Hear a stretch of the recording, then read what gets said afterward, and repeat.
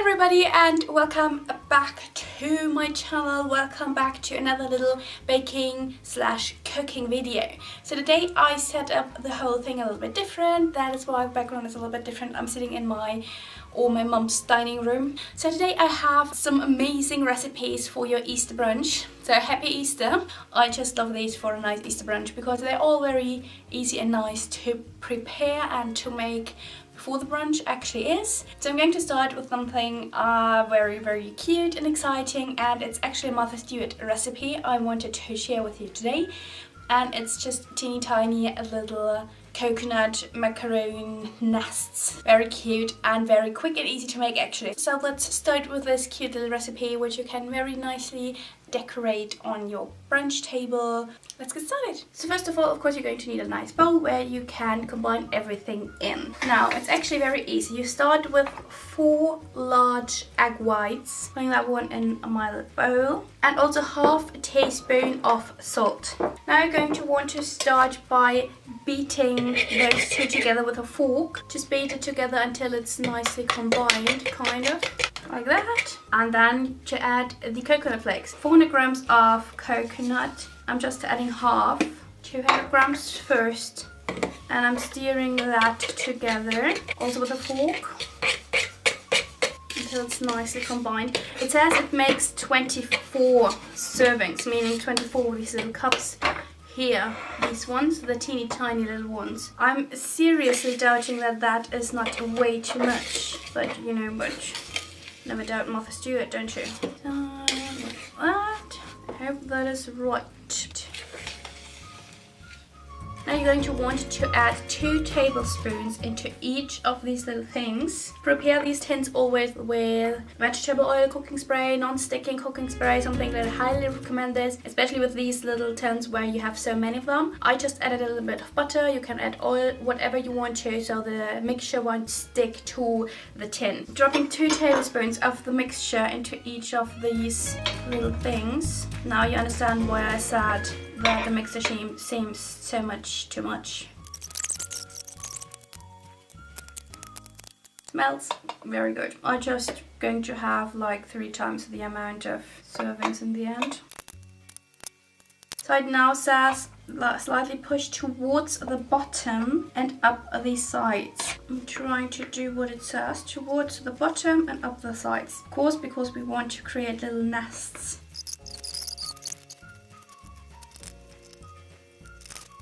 Okay, so these are now done. They're looking really nice, even though it's very messy to make them. These go now in the oven until they are baked slightly golden, so a very nice goldenish, this nice golden coconut look. I preheat them over to 150 degrees and you just bake them 28 to 30 minutes. You just keep an eye on them until they are lightly golden, and so that they won't get too dark. But every oven bakes a little bit differently, so that's why I say just keep an eye on them. Check maybe after 20 minutes and you will see how they look and if they are done yet. And my little coconut nests are done. Look how delicious they look. As you can see, they're pretty dark on the top, which is really cute. But that's the reason why I did not want to leave them longer. And it looks like they're going to get out easily and nicely. So I'm going to leave them and let them cool down completely before I get them out of this tray. So you know what I'm going to try here, so that I won't drain all of them. I got a cutting board here. I'm going to put that one on top, hold it together and just like that. And there they are. Look how cute they are. It smells so nice.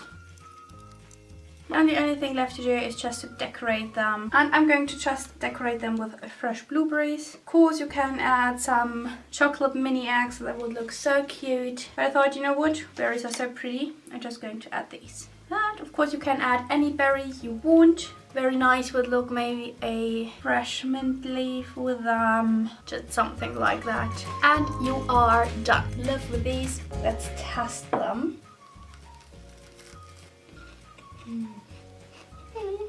We really love these. Definitely also a very nice snack for summer. Alright, and onto the second recipe, which is going to be a blueberry croissant puff. I'm going to start with my croissants, which you're going to need 3 of. I'm going to cut these in, I don't know, medium-sized pieces.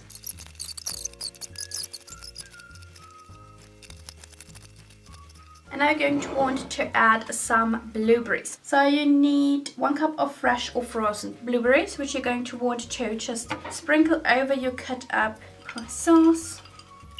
So the recipe says that you need a 9-inch square pan. Don't know how big that one is, but it looks about right for the amount of ingredients I have at the moment. So I'm going to put that one aside. Now you're going to need a bowl. Of course, you're going to want to combine all the other ingredients. And now you're going to want to add in here 8 ounces of cream cheese, kind of softened. You can see that it's quite soft. 2/3 cup of sugar, also 1 teaspoon of vanilla, which is in here. Also you want to add 2 eggs. These are like medium sized, a little bit larger.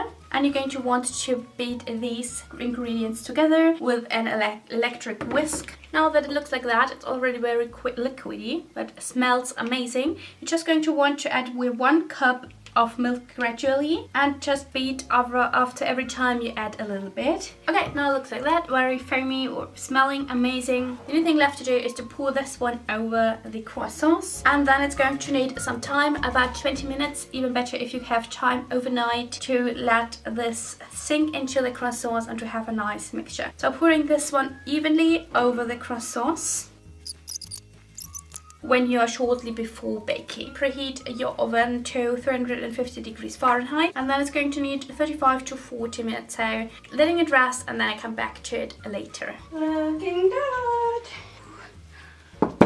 Look at this. How good does it look? Let's see if it tastes.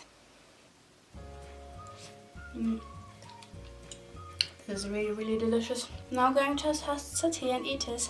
Of course. This is incredible. Alright, and now on to my last food recipe for today. And I thought, you know what? I have 2 sweet recipes. I also need a salty one. So here comes my recipe for those of you who are not that much of a sweet tooth. And it's going to be breakfast ham and egg muffins. Very quick and easy to make, but delicious and amazing. They look so nice, and it's just something else once in a while. For this recipe, you're going to need one of the regular, bigger muffin tins. That one, of course, also aligned with cooking spray or non-sticking cooking spray or butter or oil, whatever you want to use. And for this video today, I'm just going to make 4 muffins. Just if you're wondering, of course, you can make everything as often as possible, but this recipe is very easy. You just need the same amount for every single muffin, so it's very easy to also make, I don't know, 24 of them instead of 12. So let's get started with my breakfast ham and cheese muffins. So here I have everything you're going to need, including my little muffin tin. So I'm going to start with my ham. This is deli style cooked ham, and I'm just going to put 1 slice into each tray I just prepared, and I'm just kind of going to make it like that, as you can see. Put it in here because you're going to have to slightly ruffle the ham use. If it's possible, then make like even ruffles around the edges. Just make sure that it's pressed to the sides and to the bottom of your little tin. And now it's time for the cheese. I do have shredded mozzarella here. I'm just going to put a little bit in every little cup, covering the bottom kind of, not too much. Just so the bottom is covered with cheese, I think. Now you're going to want to break an egg in every single one.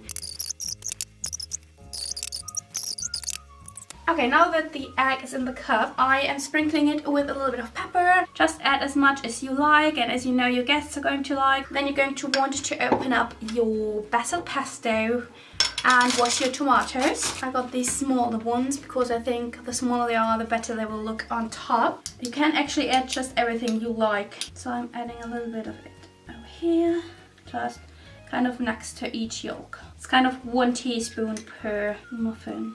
And then 1 little tomato per muffin. Just placing them on top here next to the pesto kind of. And that's very easy, so you can just make as many of these as you like. You're already done. That's how quick and easy this is to make. Very pretty, definitely delicious. Now you're going to want to bake these in 180 degrees Celsius for 18 to 20 minutes.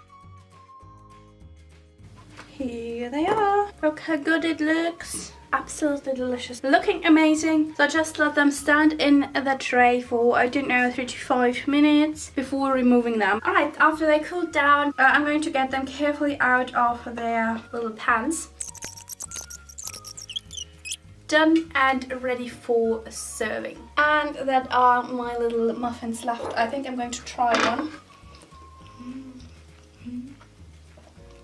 Maybe a little bit more cheese than I added. Really, really good. You might want to make them shortly before your brunch is and maybe serve them to each one individually. Still good cold, but I think it would be even better when they are still hot. Alright guys, and now after I've shown you 3 of my favorite brunch recipes for food, I thought I'd also show you 2 variations of some drinks you could serve for your brunch this year. So I'm going to start with something non-alcoholic, and after that, of course, I'm going to make mimosas, because mimosas are something, I don't know, something kind of essential with a brunch. But for those of you who do not like them, or for all the children in the house, of course, you're going to want to have a non-alcoholic alternative. And of course, it's going to be delicious either. So I'm going to make some minted, mandarin and strawberry coolers. So let's get started. So first of all, you're going to need some delicious strawberries, of course fresh ones. What you're going to want to do is to cut them nicely and finely so that you can put it in your glasses. So I'm going to have 2 glasses here because I'm going to make 2 servings. Just start with cutting what you think is the right amount. So I think I'm going to put in 2 strawberries per glass, and I have pretty small glasses but huge strawberries, meaning it's probably a little bit more than the recipe says, but I'm crazy about everything, including strawberries. I'm probably overdoing a little bit here, and I'm just filling up the glasses with the mandarin juice and not measuring or anything. Just filling up the glasses with mandarin juice. Some fresh mint for a lovely taste and a gorgeous look. And you're already done. That's it. That's a perfect non-alcoholic drink for your Easter brunch. Looking pretty. Of course, you can now add Prosecco or whatever alcohol you want. You can easily make a very nice strawberry mimosa out of it. Why not? And the first drink is already done. And it's so pretty and so delicious. Also a little bit bigger glasses maybe, but I really love these. They're actually wine glasses. But I love making drinks like this in there. And it's so delicious. I love it. It's such fresh and fruity. It's just the citrusy elements of the mandarin juice and then the sweetness of the strawberries and the fresh mint. Such a good combination. Really love it. Perfect for everybody who does not like mimosas. So quick and easy to make. Definitely a very delicious drink. Okay, and now going on to my second drink, which is the mimosas. And they're actually just as easy to make. Get a champagne flute or a glass like that. Okay, so let's start with 1 serving, and you're going to need 6 tablespoons of orange juice. Also add 2 tablespoons of lemon juice. Now the twist comes, and you can get just any orange liquor you want. And you're going to want to add 2 tablespoons of that one. And now the only thing you have to do is to fill it up with the filled Prosecco, like that. Now add a little bit of decoration, mint leaf, and you're done. That's how easy it is, and that's how quick it is made. Love it. So, cheers. That's really delicious. That's amazing. So many amazing, lovely recipes. I just love them all. I think it's just a good and a nice selection of recipes you can make. Of course, you want to make sweet and sour ones. Of course, you make sugary ones and salty ones, and the drinks and everything. And I'm sure that you have a nice selection already. I just thought maybe you're still looking for a nice inspiration for your Easter brunch. And here it is. I hope that you liked this little video. I hope that you have a wonderful Easter time. Lovely days. Whether you celebrate it or not, it's definitely going to be a lovely weekend, I hope. Cheers to everybody. I hope that you have a wonderful time with your family and your friends. And I will see you in my next video. Thank you so much for watching. Have a wonderful time and take care. And all the best to you and yours. Thank you so much and see you soon. Bye bye.